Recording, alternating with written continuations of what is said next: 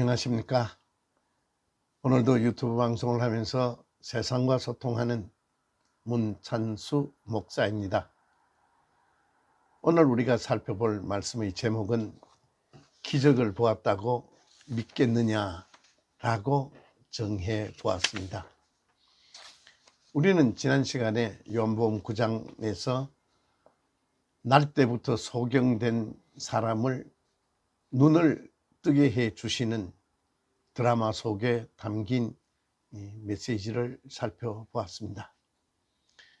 그런데 조금 본문 9장을 자세히 읽어보면은 날 때부터 소경된 사람의 눈을 열어주시는데 예수님께서 어떻게 열어주시는가 기록이 나와 있습니다.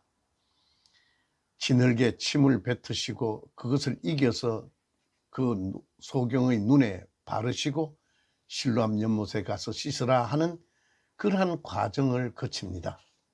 왜 성경이 그러한 일을 기록하고 있을까요?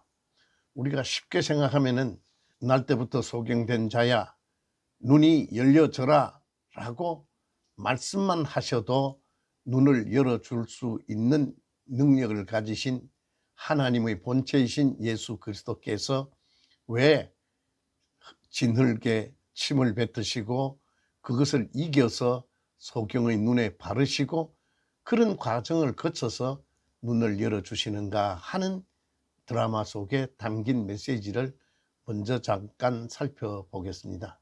그 일은 장차 예수께서 영적 소경인 우리들의 영적인 눈을 열어주시기 위하여 침뱉음 당하시고 낮아지시고 묻히시는 그러한 비하를 거쳐서 낮아지심을 거쳐서 우리의 눈을 열어주신다 하는 것의 상징적 드라마라고 이해하시면 되겠습니다. 그런 과정을 거쳐서 날 때부터 소경된 자가 눈이 열려졌습니다. 그런데 그가 눈이 열려졌다고 해서 당장 예수님이 누구신가를 알아봅니까? 알아보지 못합니다. 또 그리고 그 일을 주변에서 목격했던 당시 바리새인들과 유대 지도자들이 어떤 반응을 보이는가 하는 것을 보면은 9장 16절에 바리새인 중에 혹이 말하되 이 사람이 안식일을 지키지 아니하니 하나님께로서 온 자가 아니라 죄인이다 이렇게 몰아갑니다. 다시 말하여 날 때부터 소경된 자의 눈을 열어주시는 기적을 보면서도 부정하고 싶은 겁니다. 그 일을 억지로라도 부정하고 싶죠. 그래서 어떤 핑계를 대는가 하면은 안식일에 병자를 고치는 것을 보니까 하나님께로부터 온 사람이 아니다라고 이야기를 합니다.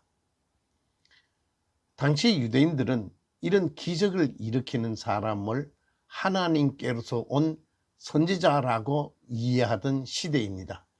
그런데 자기들 눈앞에서 날 때부터 소경된 자의 눈을 열어주는 기적을 목격하고도 안식일에 병 고치는 것을 보니까 하나님께로서 온 사람이 아니다라고 예수님을 억지로라도 부정하고 싶습니다.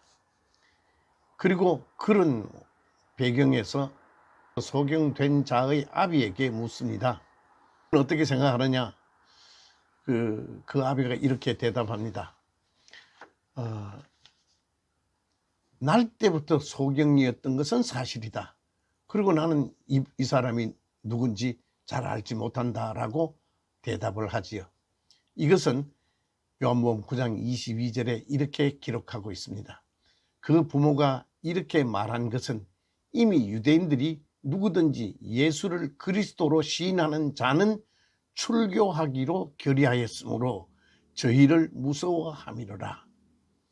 예수를 선지자라고 혹은 그리스도라고 이분은 그리스도가 아니냐 혹은 이분은 선지자가 아니냐라는 이야기를 하면은 유대 사회에서 출교, 그러니까 자기들의 그 사회에서 살 수 없는 그런 모습이 되니까 그것을 두려워해서 그냥 날 때부터 소경인 것은 틀림없는데 나 다른 것은 모르겠다, 이런 대답을 합니다.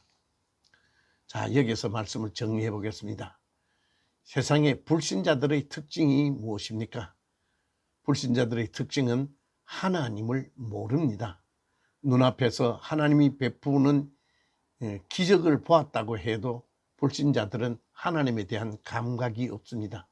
그래서 그들은 날 때부터 소경된 자들입니다.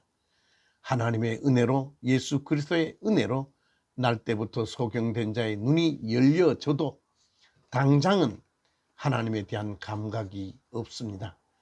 마치 어린아이가 이 세상에 태어났지만 그 아이가 아무것도 알지 못하는 것과 같이, 그러나 차츰 말을 배우고 자라가면서 세상을 알아가는 것과 같이 우리가 그리스도의 은혜로 이 세상에서 성령으로 거듭나 하나님을 알아가는 성화의 과정을 거쳐야 우리는 온전한 하나님의 나라를 아는, 하나님을 아는 신자로 자라갑니다. 다시 말하여 성령으로 거듭났다고 해서, 교회에 다닌다고 해서 당장 우리가 거룩한 모습으로 바뀌어지는 것은 아니다. 이 말씀을 들으면서 성화의 과정을 거치게 된다.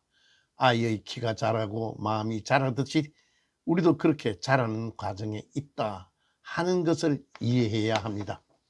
왜냐하면 세상 사람들이 목사가 뭐 저러냐, 장로가 뭐 저러냐, 교회 다니는 사람도 별 수 없더라 하는 이야기를 듣고 있습니다. 왜 그러냐 하면은 목사다, 장로다, 신자다 하지만 아직까지는 성화되어야 할 부분이 남아 있기 때문입니다. 우리는 더욱더 하나님의 말씀을 들으면서 아름답고 거룩한 하나님의 사람으로 바뀌어가는 중에 있다라고 말씀할 수 있습니다. 오늘 말씀은 여기까지 하겠습니다. 고맙습니다. 좋아요 버튼과 구독 버튼 눌러주시면 방송을 준비하는 목사에게 위로와 격려가 되겠습니다. 안녕히 계십시오.